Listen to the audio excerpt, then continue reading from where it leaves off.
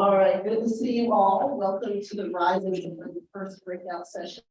I see you chosen wisely to come to the IP Soybean session. My name is Kellee James. I'll be your moderator today. I am the founder and CEO of a company called Mercaris, where we track prices and all sorts of economic fundamentals for IP crops, soybeans, corn, organic soybeans, and other crops as well. And I have a couple of just housekeeping announcements before we get started. I introduce the first of all is for attending. This does issue a credit in crop management. There'll be a quiz, a test at the end, and you've got to pass the test to get that credit. So joking, you'll get one credit for attending. And some of us, it's nice to see so many people in the room. There are also some folks that are attending virtually via Zoom. So if you're listening to this and you're on Zoom, if you have questions, type them in the chat and then the PowerPoint facilitator to make sure that question gets responded to toward the end. We'll try to leave about 10 or 15 minutes at the end of the session for Q&A, but if you've got any question you've got to get answered right now, just let us know. My esteemed panelists here, so you got their bios, I think, and all three of these gentlemen have probably forgotten more than people ever knew about IP soybeans. Immediately to my left is Jeff Johnson, who's the president of Benson. I asked Jeff for a little known fact about him. He really find his bio. It turns out he spent about 4 years in South Africa, and in general has had a very international career with soybeans. Immediately to his left is Roger Theisen, your Plenish representative. Roger at first wasn't going to give me an interesting fact, and I was going to make something up, and that motivated him to do that. So even though he's based as a lifelong resident of Iowa, he does have Illinois street cred. He spent about 4 years in Illinois, right around the Peoria area. Ryan Snowball represents Missouri soybean board, and Ryan has a lot of interesting factors. I'm going to pick just a couple. He's a CrossFitter, so if any of you have questions about CrossFit, you should also ask Ryan about his CrossFit routine. He's got an adorable little niece who I'm sure he'd be happy to talk about. All right, with that, I am going to start kickoff and ask a few questions and just get started about what are IP programs. Give us a little bit of an overview of what we mean, how we define it, and tell us about what IP versus software. Thanks, Kelly. Welcome. Some of you, it's the first time we meet you and see you face to face. I've seen a lot of you online, so it's great to actually be face to face. This group, we chat via text. It's easier for us, but this group makes up a great portion of conventional and IP products. So when I say conventional, it means let's put it in the ground, let's grow it. It's conventionally grown. But when we talk about IP, IP in two different worlds means identity preserved, and in some people in my world of regulatory, it means identity preservation of lawful intellectual property. I think all three of us think that the same thing applies because we are identifying a product and we're putting it in your hands for you to grow. So what we talk about when we talk about IP, it is identity preservation of a product from the day it is bred until the day it is crushed or used as an end user good. So we can track this product from the day it's conceived until the day it's finally terminated as a product. And that's what we do daily. It's just this experience. This panel, these two gentlemen have cancer passing on time. So just ask them many more questions than I can. My background is more regulatory as best as I can. And as a breeder, that was a big thing for me to learn was pesticide regulatory. How does that look in IP? Well, we think of identity preservation as how is it going to be soft or hard? A hard IP, the best way to describe that is organic because they are regulating your chemistry, they're regulating your seed, they're regulating your fertilizer. That is a hard identity preservation situation. And that is the best way to describe that when you look at it, because you are knowing the facts from beginning to end, like always for identity preservation, but you are dictated as to what you're planting, applying, and doing. When we talk about soft IP, That is what we're very well known with our world of white corn, waxy corn. You're putting it in a bin, you're harvesting it, you get the seed from your dealer, you're putting it in a bin, and that is going straight to a processor that you know is dedicated. But you have the ability as the producer to apply your chemistry, apply your fertilizer, because it is a conventional crop. That is soft IP. Soybean, Plenish, soft IP. Really, the difference is hard IP is when you get into the organic and you're stipulated from beginning to end. That is the best way to describe that. And I think that we talked about that on the panel, and I'll kick it back to Kellee for just a further explanation of our questions. So thank you for that. And I guess, my next question is if Roger and Jeff, if you could describe your own country's pro-organism.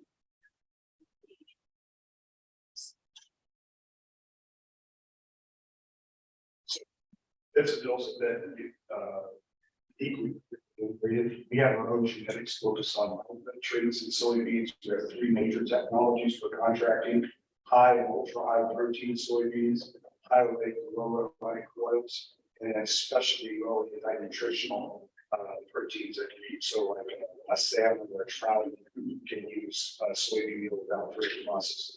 So we have a genetics focused on this output traits. We work with farmers to contract those that are close to act. We got contract acres.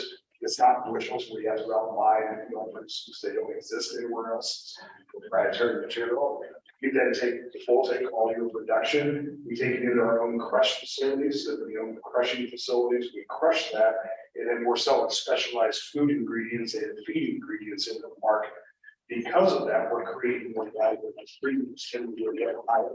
So, for example, in Illinois right now, 2 products specifically in this state, we have an exclusive contract with ADM with our ultra high protein soybeans delivered in Decatur or harvest delivery in Patoka and Weldon, which comes to a $7 premium. We also have a nutrient that's going into the used by Kellogg's in their links of farms today that has $5 premiums on that in growing ones. Yeah, so right.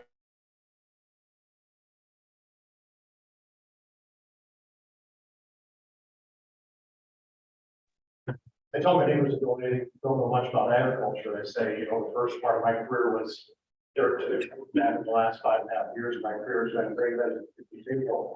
And so part of that has been this IP market, right? So when I first came out of the field, I took over our specialty corn business. I don't hear to talk about soybeans, but talk about I took over our specialty corn business, the white yellow food corn, non-GMO corns. And in the last 4 years, got to be a part of this the Plenish high oleic soybean market and our non-GMO market. So Jeff talked about the high protein product. We have a couple of products that would kind of fit into high protein. The majority of our non-GMO soybean offerings would be more for feed use, not as high protein products as what Benson would offer. Then probably the part that takes the majority of my life right now is Plenish, the high oleic soybean offering. So a little different than what Jeff has talked about. We partner with processors, so the ADMs, Bungies, Cargills of the world. We work with them to develop markets. We do actually have an oil team as well that works with food companies along with these processors. But it's still up to that processor to establish that footprint, right? So we've got footprints across the country, either in the east or in the Midwest of Indiana, Ohio, Illinois, Nebraska, southern Minnesota, things like that. So it's somewhat reliant upon where that processor wants to establish their footprint. We work very closely with them in trying to help them guide that to the best geographies where we can get the most acres to fulfill this downstream demand. And that's really what we're trying to do, right? We've got a downstream demand, whether that's domestic or that we're trying to fulfill, and hopefully is creating value for you all. Meeting that food or that industrial or that feed demand that consumers are demanding. That's what we're trying to do, just a little bit different in some cases. I'll say the one difference with Soylaic is that we have allowed our licensees to really go in and find their area to aggregate the soy products. So that is the difference. We didn't work with a processor versus what Plenish did. We allowed our non-GM producers to do that. So that is the only major difference. We are still doing the IP and everything that looks the same. It's just that we're allowing the Benson Hills and the other aggregators to work with seed companies or with their own point of delivery. And that is how the difference really looks. But otherwise, it is still a contract to a one in a soft IP. I think it's helpful to hear about some of the programs that are out there today. My question for the three of you is, IP of the future, to any direction point of like 5 years, Well, for us, it's strategy, and I was talking about, with the stuff demand and those end use contracts to that. I think it's really going back to what our consumers demanding as we look at whether it be healthier oils, whether it be high protein, changing that diet, having alternative proteins in the diet. A lot of our stuff goes through animal stomach still. So it's really meeting those consumers who are also interested not just in what the functional characteristics are, but how it was produced. For example, a lot of our high protein soybeans will be going into different food products, but soybeans, a lot of times, there's a media grass flavor covering that up with a basket. Things like salt and sugar. So our next generation of products are deflavoring the soybean. We'll do the same thing. And so I think it's just looking at that demand and how these food ingredients are used. Proteins driving a lot of that, whether it be a specialty protein or a high level protein that requires less processing. And then I think the healthier oils. So all of those are being the different food products that are being used. Yeah, I'm sorry, like this, during COVID, my crystal ball has gotten really cloudy, right? And so, I think of the marketplace today, right? So think of what's happened the last few years. We've got COVID. 2 years ago, we had a pretty major drought in Western Canada that affected canola yields. The thing that's going on right now is the war in Ukraine that's affecting soybean oil marketplace. So it's, we all know this, right? We're operating in a global marketplace right now, and there's a lot of things that can have a positive or a negative effect to that market, right? So to project out 5 years, I probably should push that off to my partners at the United Soybean Board, and they can give better projections on like the high lane market. But a lot of what Jeff said, it's about education, right? We talk about, for me, it's trying to educate growers on our products and, with herbicide packages and all those kind of things.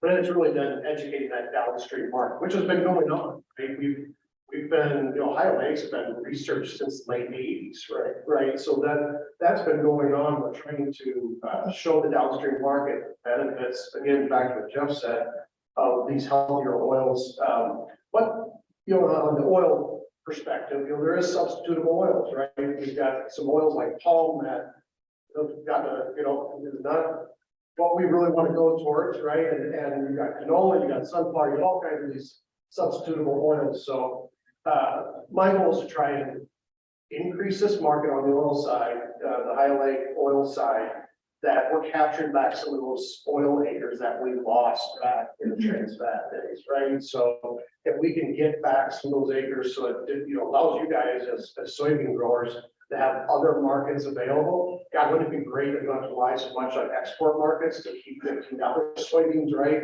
And maybe become an exporter more of soybean meal than whole soybeans to the countries that make that demand. So that's really, I don't know if I kind of attacked or kind of talked about that, but that's kind of the way I look at this is I can't give you a number what it's going to be. We're trying to grow it. We're trying to grow it through a lot of different factors. So I think the takeaway that we have to look at is the social shopper. And COVID allowed that because people sat behind a computer screen for 12 months, and the social shopper changed the way that we give the end product.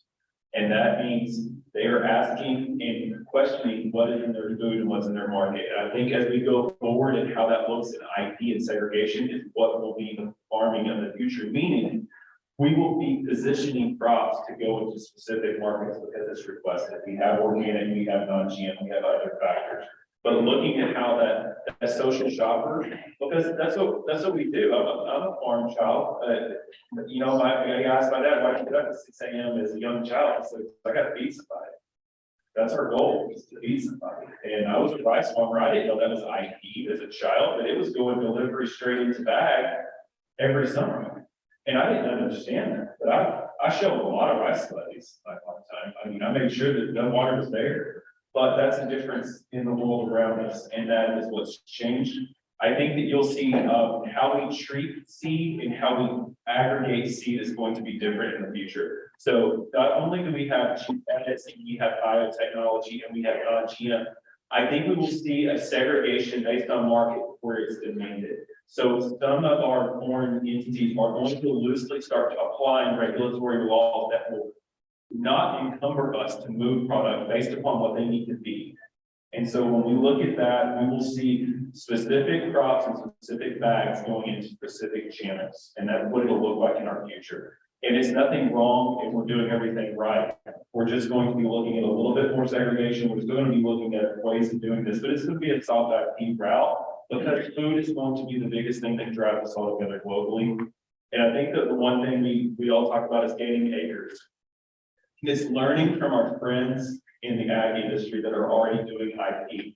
And that is our natto, our tofu, our soy milk producers of soybean varieties, and learning from them and having them educate the farmers of the future and the new up and coming farmers that we can segregate and we can do soft IP to develop more acres. I think that's where we'll see this transition for IP. It'll be a bigger education platform because we can't take away the acres that are already contracted. These guys will test their boots on the ground. There's team members of theirs in this room. We can't see what is already contracted for natto, tofu, miso, tempeh, because those varieties go specifically to market as they are. But those farmers that are doing this have done this for years and generations, are great educators for us and the platforms where we're growing demand. So Kellee and Plenish. I want to switch gears and talk a little bit about, you all about the farmer, basically, something to consider. So, if you had to think, well, so first of all, how many folks are already grown your seed contracts? Right. All right. So you're kind of ahead of the curve because you already, understand some of the extra that goes into it. But what would you all say? Where should a farmer? I guess two-part question. Your companies or your more supporting farmers, I'll talk, extension, financing, marketing. And then, where should a farmer think about investing in his or her operations?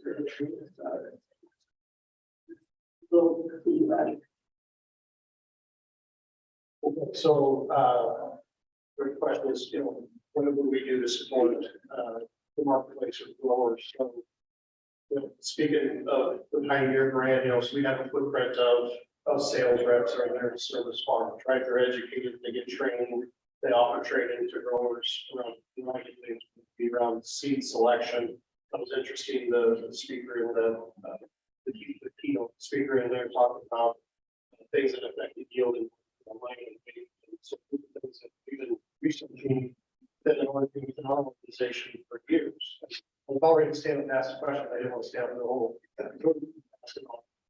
think she did on the plant population, but how does that or plant spacing? How does that affect yield as well? That was in her top three, but so us to keep researching as a private entity, keep that research so that when the products that Jeff or Ryan are selling are different products than the products that I'm selling, that we're at least giving that correct information to the grower that they can have the best success with the product when they're putting it on there. So it's really that research footprint and trials that they're comfortable with what they're doing.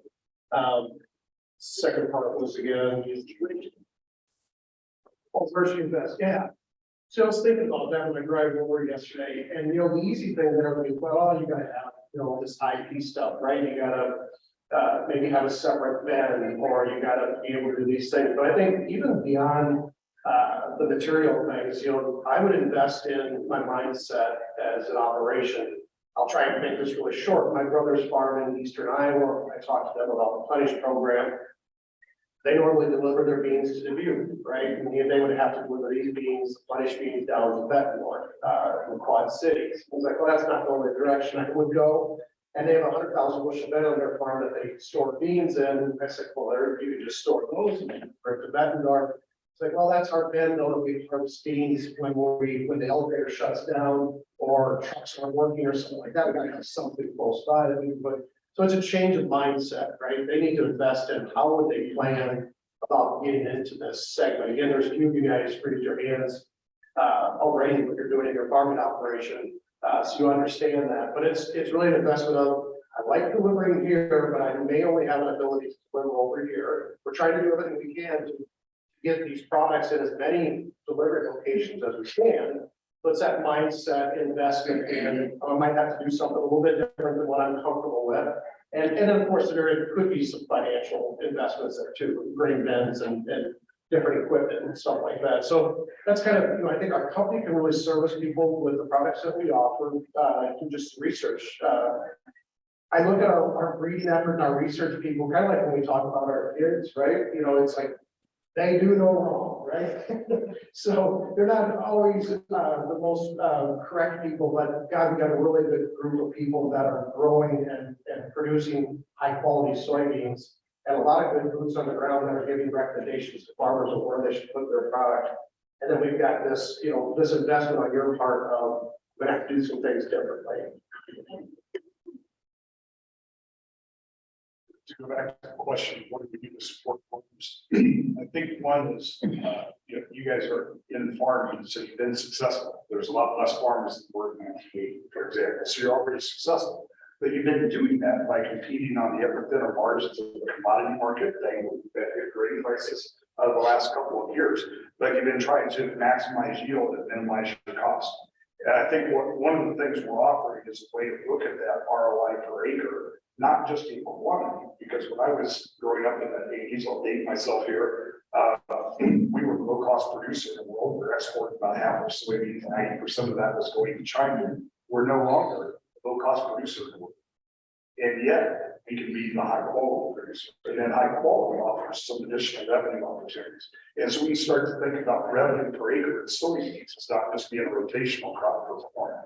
And so the research to do that and provide output trade soybeans is one of the key things.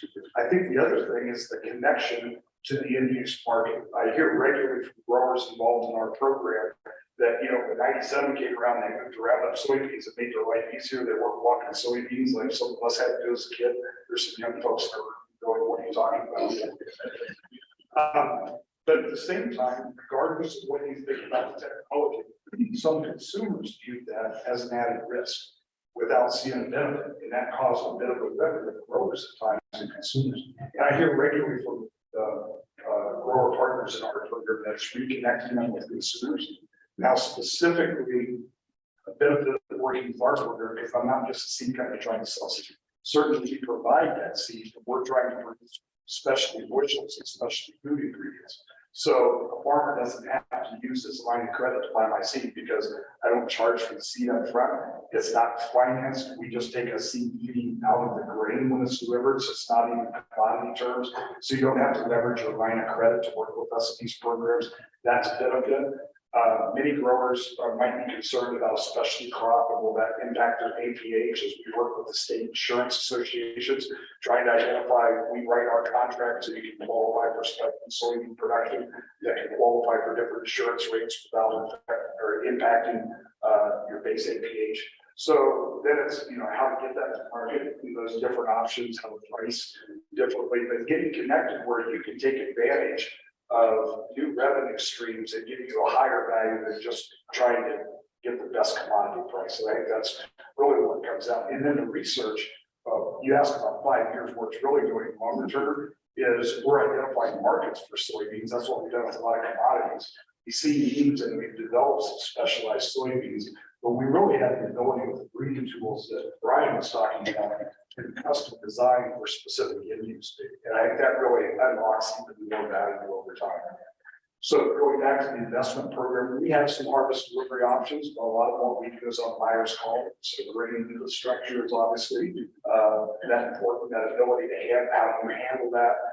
So you don't have to keep that identity preserved in that product is a big one. So I think, people think about, okay, what do I have to do from a IP perspective? If you're growing seed beans or growing seed beans before, this is easier.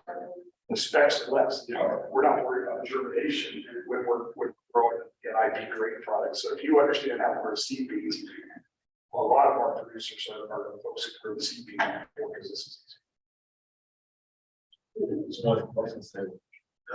So going back to supporting a decision and change, a farmer in our world has always been the innovator and the steward of land. They've always been there and they've always been the one pushing the limit because that margin is so low. At times, now we're seeing the adverse change. So that stewardship mindset and that innovator mindset since mid-90s has changed. And I think that like they said, if you survive from the 80s to today, and many of our family farms have, we've seen that grow and that mindset shift.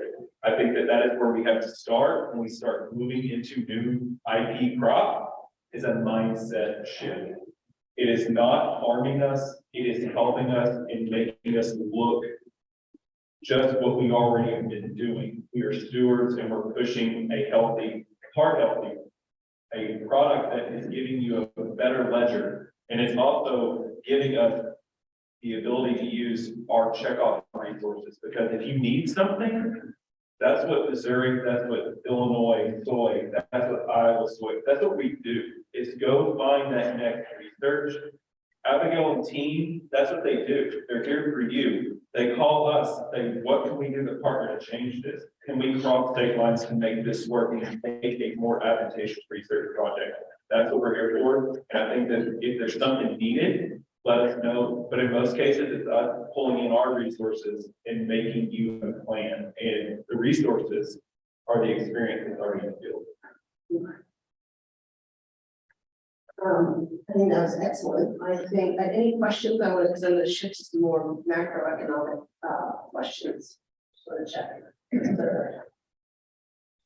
So, how much yield drive is there with the high protein soybean, and then for Roger, when is the enlist highway soybean going to be ready to go, and do you foresee Decatur taking highway soybeans in the near future?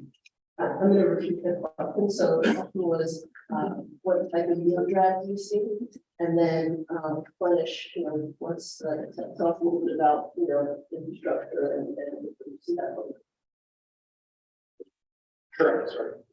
Yeah, so in Plenish, we're doing research right now. We plan right now is we will have product offering of Enlist E3 by Plenish in the 2025 crop year. So that's what we're shooting towards right now. Like anything, we can move into a new herbicide. Well, it's not new to us, right? We've got E3 soybeans out here in the marketplace, but crossing that with an output trait like Plenish, there's going to be a process of, that taking stages throughout time. So probably be, upwards of at least a 3 to 4 year time period to transition out of glyphosate Plenish into an E3 Enlist Plenish. So 2025 is our plan. We'll first introduce the product in the marketplace. And as far as you asked about Decatur, Illinois, and it took me a while to get it straight in my mind. It's not Decatur, Indiana, it's Decatur, Illinois, right? And so, because we have a market in Decatur, Indiana.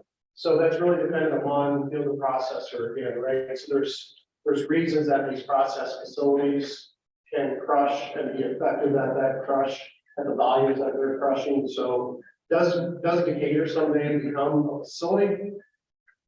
I'll have to give that question to ADM, right? I can't say that right now. I can tell you one thing that we do try to do is we're trying to find as many markets as we can in all these states. When I first did the solar, I was really been trying to find out how, if we do any kind of research, right? You got Illinois and Iowa are 1 and 2 in soybean production, right? So I'm thinking if I'm going to grow this highlight soy market, I've got to get some receiving locations in these 2 states. So Right now, we're excited that we have Cargill that's receiving at some locations, and then some of you folks here on the eastern side of the state have been able to take advantage of ADM's program in Frankfort, Indiana. But we're trying to throw those delivery points as much as we can. So I know that doesn't give you the answer you're probably looking for, but that's where we're at today. What cargo facilities? Yeah, oh, God, no, so, they're on the, they're on the website, they're on the whole range of locations, so, setting up, Savannah, Beardstown, there's one over in Iowa, one in Boston, and I think there's 2 on Mississippi, 4 or 5 on the Illinois River, and then they've got one in Cincinnati, Ohio as well, so. You'd ask a specific question about yields, and that's really dependent upon the product and maturity where you're at. Particularly products, if for folks who've grown non-GM, there's times where we see no yield drag. I would say we typically see maybe a 1 to 3 bushel on top end genetics. Some of the ultra high protein, we typically always thought of protein as inversely proportional to yield. And that's because most US genetics takes a protein concentration on chromosomes 20, which is associated with yield drag. There's actually other sources on the Soybean genome where protein comes, chromosome 50, there's another one 6. There's some other locations that aren't as associated with yield drag. There's some great university development studies on that. University of Missouri studies that talk about that. For our current ultra high protein that we have at EM, it averages about 10 to 13% yield drag. If you tell me what the yield is, then we tell you what that means in bushels. Typically, it might take, and I'll give you worse than that conservative, just to do a math for you real quick. At a 10 bushel yield drag, you would be talking about $140 loss. If you're thinking $14, $15, $150 $15 commodity price. At a 7 bushel yield advantage, even if you're only 50 bushels, like you said, oh, look at this easy math, that's a $350 additional premium. And so you subtract off that 140, my rough math tells me I'm about $210 ahead still.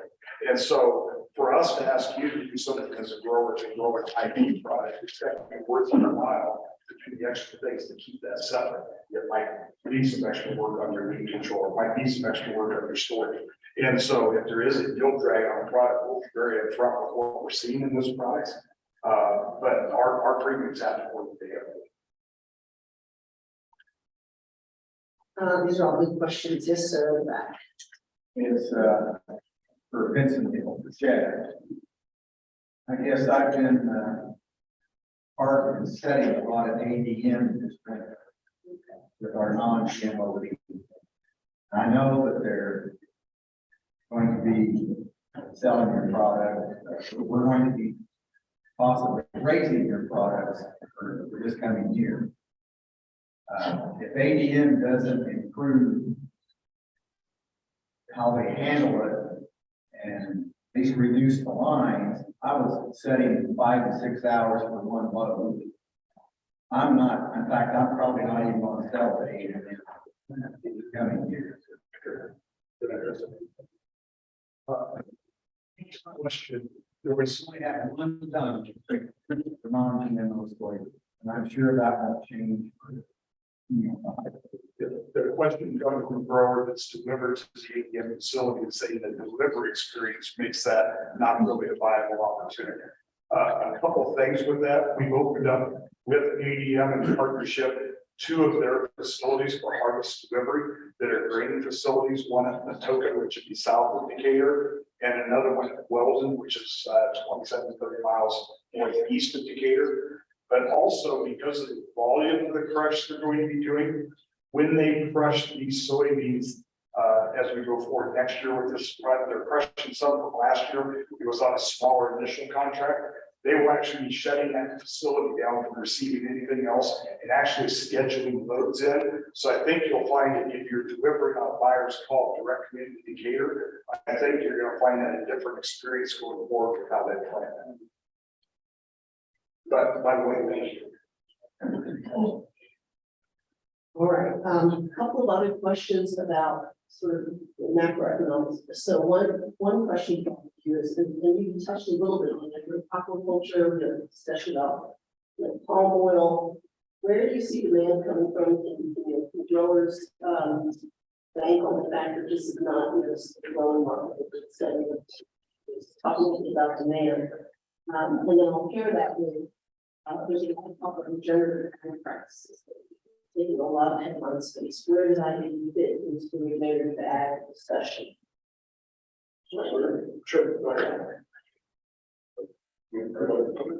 I will start with demand. I'll leave regenerative ag to the boots on the ground, the daily boots on the ground. Not saying Missouri soybeans not boots on the ground, but I don't do the trenches like they do. So I'll let them in their programming talk about that. I'll talk about demand. Piolet, where do we see soy leg? It is full fat meal being used in dairy. That is a huge uptake right now for us. We are seeing a large expansion in the upper Midwest. So any of the dairies associated with Wisconsin, Pennsylvania, and New York, we're growing and we're growing rapidly. And they're full fat crushes, and they're then selling the crude oil off, or they're roasting the soybean, breaking out a little bit of the protein components, and then making this roasted soybean product. That's the growth we're seeing. We're seeing the aquaculture tick up as well. But the biggest market that we see for soy leg is the ability for it to be the non-regulated side of it, with it being in that native trade and the natural discovery, is that we can move it into the foreign markets very easily. And we're working heavily with Southeast Asia. And so Southeast Asia is taking the majority of, if they're not crushing for the likes of what Benson Hill is doing domestic and focusing on a domestic soy leg market, is going in full speed into the Southeast Asian market. And they're doing container or bulk go bag movement of the product. Yeah, like Brian just said, I'll say also for Plenish for the high soy from Pioneer, huge opportunity in the dairy segment. Those folks are either running it through expeller press facilities and feeding that meal. That's anywhere from 5 to 8% oil in it to roasting whole soybeans, grinding it to about halves and quarters, and then feeding that to that cow. They're replacing some very expensive fats in her diet, and in some cases where a dairy might not have their fat program dialed in, they're not only just seeing ration decrease, but they're seeing increases in all fats, and to the tune, and Brian brought up New York, right, or Pennsylvania, so these larger dairy, Wisconsin, these guys are seeing in some cases 50 to 60 to $1 a cow per day increases. So that's monstrous in the dairy segment. And a lot of nutritionists are really starting to see some value there. So that segment is growing, is going to continue to grow. I think the other thing is, we're just starting to see more food companies get involved. As I stated earlier, we have some global things going on. The one little thing that I kind of left out of the oil business is that we have this thing called renewable diesel going on too, right? It's this huge sucking sound of oil coming out of the marketplace, and somebody's got to be able to provide edible oil still to the marketplace. And so you think about the product that we're selling, all three, right? It allows it to stay in those fryers longer, right? And the other thing that's ever since COVID, for some reason, but he wants to work anymore, right? So the oil is lasting longer, those fryers are less equipment, cleaning, and things like that. So it really fits in both for that sustainability piece. So I think both of those you're going to see more. I'm catching myself here. We're just scratching the surface of the food industry, the edible oil market, really, if you think about it. And we're really just starting to scratch the surface of the beef market with IOA. So I think I saw an article from the USB that said, potentially here 2023 will be roughly at 1.3 million acres of high-leg soy. There's all kinds of more room for growth there. Just touching industrial applications, imagine all sustainability initiatives that some of these industrial companies, these gas and oil companies have out here. That could be the holy grail of additional oil use. You think about it. So a lot of great potential future uses. On the regenerative ag piece, there's nothing that we're doing specifically, I guess, at Pioneer that is rewarding growers for a specific thing. There's all kinds of other programs out here that you all can take part in. Again, I'll go back to our boots on the ground, right? And that's, Brian, so short of it, but that's working with extension, that's working with state organizations, national organizations, universities. We all can work together, not just our internal private agronomists, because we have a lot of them in our brand, but we can really help. And one of those changes is going to be on the farming operation that still allows you to be productive and still, carry the margins that you want to carry in your farming operation. So I think together as an industry, right, we'll work together, continue, always have, and we'll continue to get better at that. But any of those regenerative type ventures that somebody wants to explore, whether it be carbon or other things, I think we're going to have even more and more tools. Technology is awesome, right? My dad got out of the tractor because he says, I can't drive these things anymore. But technology is awesome. We're doing some things today that some people said 5 and 10 years ago. It's like, wow, how does this product yield that much? That would have never happened 5 and 10 years ago. And a lot of that is technology, and we'll get better at this regenerative ag piece as well. So. Specifically on where some of the markets are, on some additional things they talked about. Certainly, we've always thought of soybean meal going through animal sites. It still goes through a lot of animal sites. That's where most of it goes. These states have livestock experience as well. But what it's doing is opening up some higher value markets. We see that you talk about pork and beef, then also you start talking dairy, you talk poultry. Those become higher level markets. You talk about it's a higher level market, but then human food, we're just as Ryder said, touching some of the human food things. A few examples of demand we're trying to keep up with. My team is challenged by getting goals that sometimes feel unrealistic because there's so much demand. When it comes to the ultra high protein, what we're doing with ADM here, that goes to a lot of different uses because soy protein concentrate is one of the most used food ingredients in the market. But the problem is it has a big environmental footprint because you crush the soybean, but then you have most soybeans when you crush the commodity soybeans will be under 55% when you crush that in meal. And yet they want to get that 65-70% to be soy protein concentrate. It takes a lot of water, a lot of electricity, big environmental footprint. We can start with an ultra high protein soybean, have it come out of the field with a high enough level of protein that when you crush that in one step, you're at that soy protein concentrate level. So you change the environmental footprint, you change the cost of that ingredient, and it goes into so many things. We often think center of the plate, if you're a beef producer or swine producer, you say to take my job away. What we're hearing is people want more protein, the world demand for protein is going to double by 2030. And so they're looking to diversify, but not lower their necessary consumption of things. So aquaculture, for example, that may seem like an issue. It's the fastest growing food market in the world. It is now, farm fish is now bigger than wild caught fish, and it's bigger than all of the land-based meat, excluding poultry. It's growing that fast. So, for example, the poultry in the salmon market in Norway, which is the largest producer of farm salmon out in the ocean, they're using soy protein concentrate from Brazil right now because a salmon can't use just regular soybean meal since they're selling the anti-nutritionals. But that has a very high environmental footprint coming out of that process. We're able to provide them soybean meal, a one-step crush. It comes out of the field over 61. When we crush that, over 61% protein going into that market. And it's already up to low anti-nutritionals in it. So we're opening up a market there. We're having trouble producing that product fast enough to meet that demand. It's growing so fast. From an oil standpoint, many of you here in Illinois would know the Schnucks grocery store chain. We've got 100 of their stores that are using our Soleil oil in their stores very specifically. Doubles the fire time. They don't have to reduce it and move that out so long from a labor standpoint, and it's a healthier oil. Extension or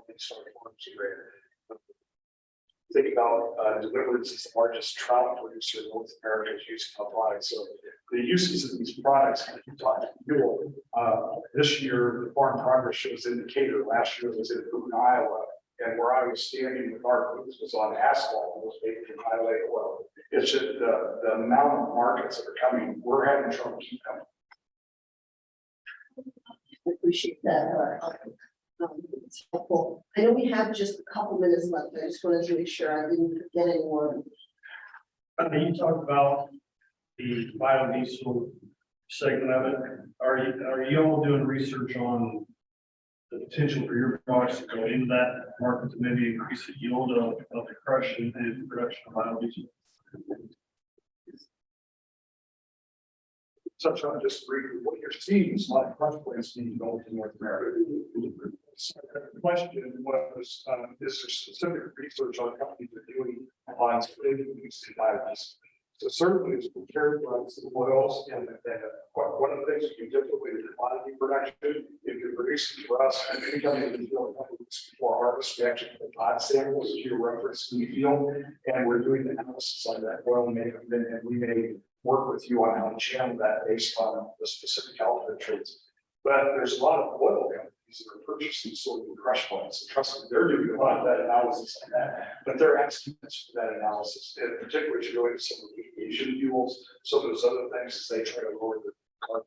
And so we're doing very specific analysis all the way through flavor and taste, food perspective to some of these industrial uses. We're not making industrial uses, but we're quantifying our product. And then working with those specs genetically what we have to do to produce. Yeah. I'd say right now, the other thing that we've commented too is that farmers today are still, for the most part, in the commodity market, right, are being paid for pounds, right? So we're still developing soybean products. We have some specialty products like Plenish and high proteins and things like that. We're still producing products that are going to pay, how the grower is being paid on their products. If the marketplace gets to a point where it starts to compositionally pay you differently, then certainly we can steer research very quickly in that direction. And we already have that. And I guess I've had a couple of people come to me and say, well, what about an increase in oil percentage? So if a soybean product is 19, 20%, let's say in general terms, of oil percentage, you know, people move that to 20, 25 or 21%. Now, some cases that becomes the risk of yield, and in some cases, somebody might say that's okay. You know, renewable diesel or renewable jet fuel and things like that come big, where a lot of people are forecasting maybe less yield will be okay. But we'll make that switch when the market says we'll pay growers positionally instead of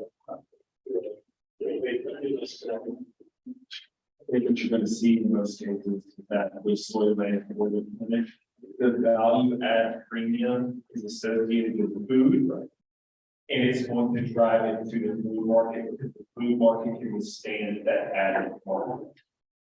So you look at Iowa as a whole.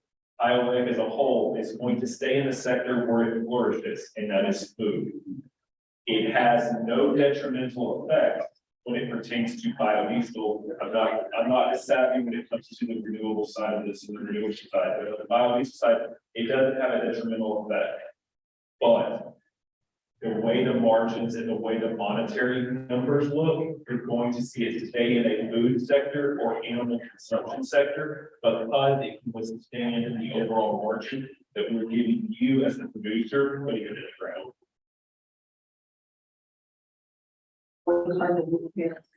We handle some lunch.